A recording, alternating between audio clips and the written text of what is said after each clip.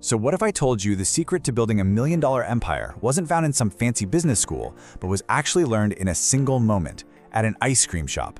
Well, today, we're unlocking the no-nonsense success principles of Mr. Wonderful himself, Kevin O'Leary. We're going to cover everything from his very first job to his final, and maybe most important, rule for life. Now you hear a quote like that, and you might think it's just a classic, witty O'Leary one-liner. But it's so much more than that. This is the absolute bedrock of his entire philosophy. And he didn't learn this lesson in some high-stakes boardroom. No, this was a revelation he had on the very first day of his very first job. So picture this, a teenage Kevin O'Leary, all excited for his first job at an ice cream parlor. But on day one, the owner just hands him a scraper and points to this gum-caked floor. O'Leary, he refused. And yep, he was fired right there on the spot. But in that moment of defiance, a switch just flipped in his mind. He suddenly saw the whole world as divided into two kinds of people. You're either the one making the rules, the owner, or you're the one on your knees, following them. And right then and there, he knew, without a single doubt, which side he was going to be on. That single experience, that moment, it lit a fire under him. It became the foundation for his entire approach to business, and it leads us directly to his first critical rule. O'Leary's biggest lesson on productivity, well, it didn't come from a textbook. It actually came from working with one of the most brilliant and, notoriously difficult minds of our time, Steve Jobs. That was Jobs' core belief. Right there, he taught O'Leary that real innovation, true success, it isn't about running focus groups and asking people what they want. It's about having this ruthless, unwavering vision and then showing the world why they can't live without it. Jobs had a name for this. He called it the signal-to-noise ratio.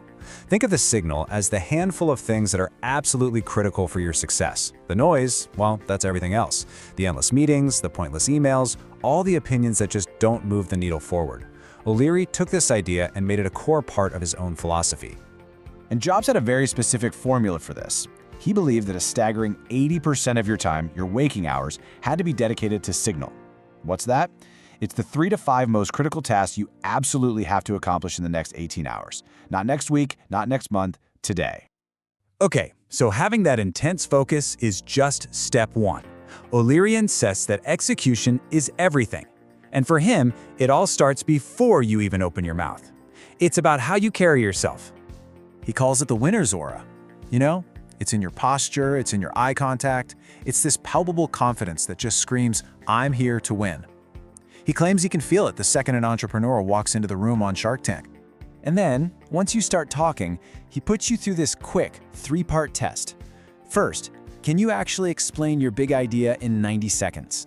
Second, can you convince him that you, and only you, are the right person to make it happen? And then there's the third part. And this is where most people completely fall apart. And here it is, the bottom line.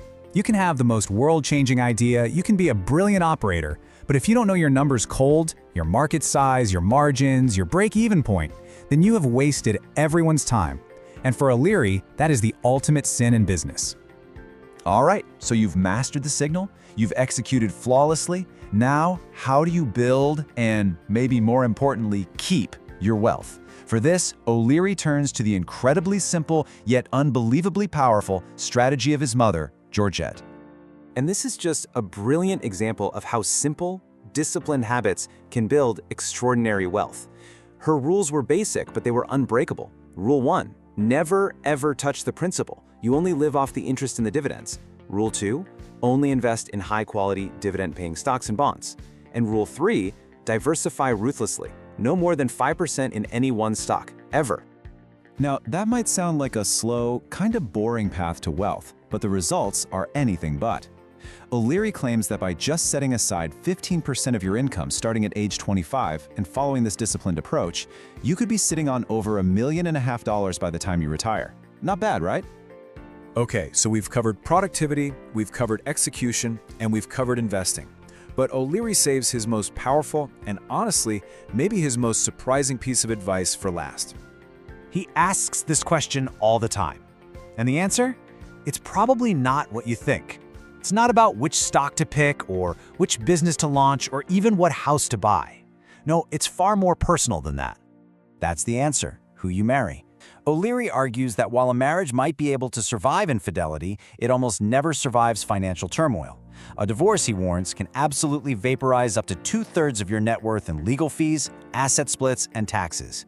It is the fastest way to destroy wealth, period. So how do you avoid this financial catastrophe? He insists you have to do your due diligence. You have to identify your partner's financial personality early on. Are they a spender, a mooch, a loafer? You really need to know this stuff before you commit. And his advice is, as you'd expect, brutally honest. Avoid the spenders, the thieves, and the loafers at all costs. The person you really want to build a life with is what he calls a meanie. Now, he's not talking about someone who's cruel. He means a balanced, responsible partner who lives within their means and is on the exact same page as you, financially. And this final rule just brings everything full circle, doesn't it?